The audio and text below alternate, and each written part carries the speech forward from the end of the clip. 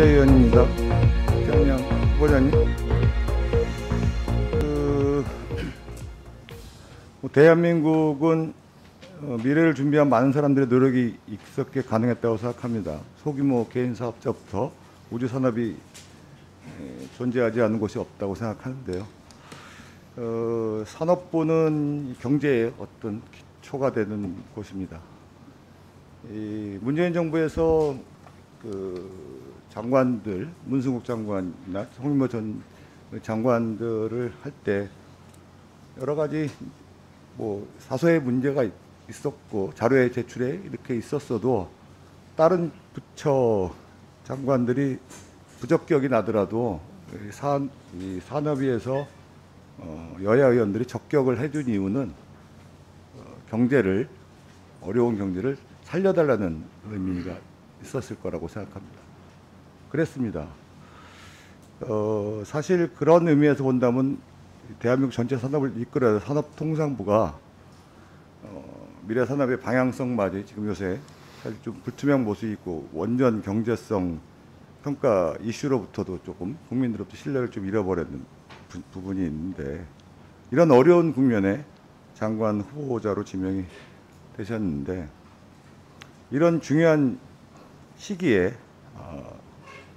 장관 후보자가 되셨는데 어떤 각오가 있으셔야 될 거라고 생각하고요. 정말 어떤 자료의 어떤 이런 이슈보다도 경제를 살려낼 정말 준비된 마음이 계신지 한번 잠깐 말씀 좀 부탁드리겠습니다. 예, 제가 오랫동안 학계에 있었습니다만 이번에 정부에 나오게 된 계기는 지금 우리 산업이 또는 우리 경제 전체가 상당히 어려운 국면에 직면해 있습니다. 아시다시피 경제는 사실 저성장 기조가 오랫동안 지금 지속되고 있고 성장률이 거의 제로 수준으로 갈 정도로 지금 성장률이 낮아지고 있어서 앞으로 이 새로운 일자리나 소득 불평등 완화에 상당한 어려움을 제가 겪게 될 것 같습니다. 산업으로 봐서도 미중 대권 경쟁이 아주 심화되고 있고요. 글로벌 공급망이 세계화 이후에 상당히 불안한 상태로 지금 진행되고 있기 때문에 이런 위중한 상황에서는 산업부가 아주 각오를 단단히 해서 좋은 정책을 펴야 된다고 생각해서 제가 혹시나 미력이라나 도움이 될까 해서 제가 오늘 이 자리에 있게 됐습니다.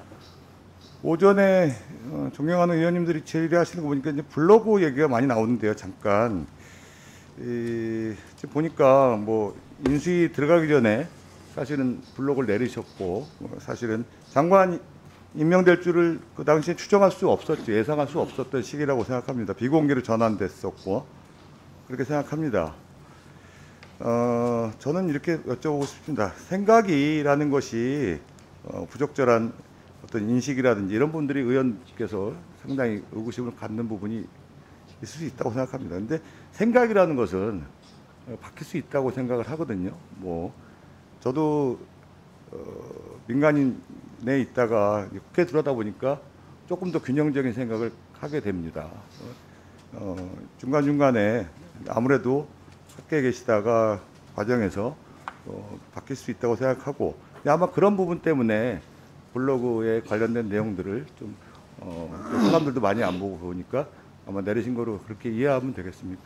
예, 주로 된 이유는 그러고요. 그다음에 이제 아내하고 그 딸 둘이 이번 간사 활동이나 또는 청문회 준비 과정에서 상당히 이제 심적으로 좀 마음이 상해서 저한테 강력히 블로그를 알겠습니다.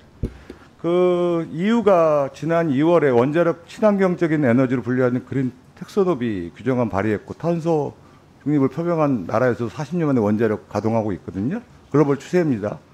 이번 정부가 국민들의 피해를 온전히 취하고 국민 눈높이에 맞는 정책 원칙을 세우고자 한다 그러는데, 후보자께서는 탈원전 등 에너지 정책에 어떻게 생각하시는지 간단하게 좀 말씀 좀 주세요.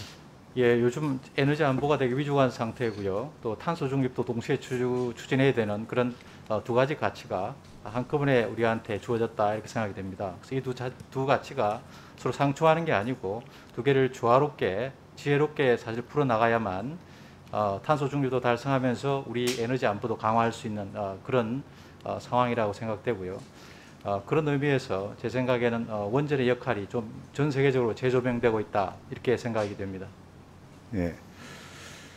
그 사회이사 제도가 김대중 대통령 시절에 기업의 투명성과 윤리 경영을 강조하기 위해서 만들어진 제도로 알고 있습니다. 객관적 시각에서 기업을 볼 수 있다는 부분이니까 좋은 제도죠. 특히 외부 인사가 아니라 기업의 투명성과 윤리 경영이 실현됐을 때 기업의 가치가 상당히 올라갈 수밖에 없는 부분이 있습니다. 사회이사를 통해서 시장의 평가가 올라가면은 당연히 기업의 가치가 상승되는 부분이 있거든요. 후보자님 이력 보니까 카이스트 교수로 사회이사를 하셨습니다. 또한 기업의 투명성과 윤리 경영을 강조하는 ESG 위원장도 역임을 하셨죠? ESG 위원장으로서 어떤 역할 주로 하셨습니까? 실은 LG 디스플레이 ASA 위원장을 제가 역임했는데요. 이번에 그 인수에 오면서 사퇴를 하는 바람에 사실 올해 근무는 못했습니다. 그 역할을. 제가 주로 이제 첫 한두 해 제가 회의를 했었는데요. 그 회사의 ESG 계획을 어떻게 할 건지, 그 계획을 수립하는 거, 그다음 계획 내용을 검토해서 확정하는 거 이런 일들을 했습니다. 그 카이스트 교수 계실 때 기업의 건전성과 이사의 독립성 중요하다는 저작물 발표하신 거 제가 좀 있는 걸 알고 있는데 그런 글들은 수시로 얘기했습니다. 그런 부분에 대한 소신은 가지고 활동하시고 그런 부분의 소신은 갖고 계시는 거죠?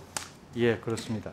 네, 그런 부분의 소신을 갖고 특히 ESG 위원장을 하신 경험을 이제 정부에서도 하셔서 무엇보다도 혁신적 기업들이 계속 배출될 수 있도록 활동하실 거라고 기대하고 있습니다.